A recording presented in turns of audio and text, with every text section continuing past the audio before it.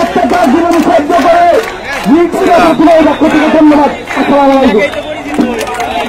এখন আপনাদের সামনে বক্তব্য রাখবেন আমাদের এই দেশ রক্ষা করতে হলে ছাত্র জনতাকে এই রক্ষা করতে হবে।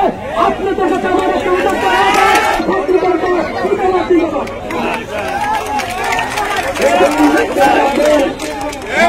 মুক্তিযুদ্ধের স্বাধীনতার পরে আজকে আরেকটি স্বাধীনতা 2024-এর স্বাধীনতা বাংলাদেশে ছাত্র জনতার মাধ্যমে এই স্বাধীনতার পক্ষ থেকে বিএনপির পক্ষ থেকে অভিনন্দন জানাই।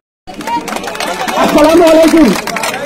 আমি প্রথমে শ্রদ্ধাভরে স্মরণ করতে চাই শহীদ আবু সাইদ ভাই, শহীদ মীর মুগ্ধ ভাই সহ শত শত শহীদ ভাইদের, যাদের রক্তত্যাগের বিনিময়ে আজকে আমরা নতুন করে স্বাধীনতা ফিরে পেয়েছি। বৈষম্য বিরোধী ছাত্র আন্দোলনের পক্ষ থেকে সাধারণ শিক্ষার্থীদের প্রতি নির্দেশনা হচ্ছে, আপনারা প্রতিটা পাড়ায় মহল্লায় নিজ নিজ জায়গা থেকে সংখ্যালঘুদের ধর্মীয় উপাসনালয় পাড়ার ব্যবস্থা করবেন। ধন্যবাদ সকলকে।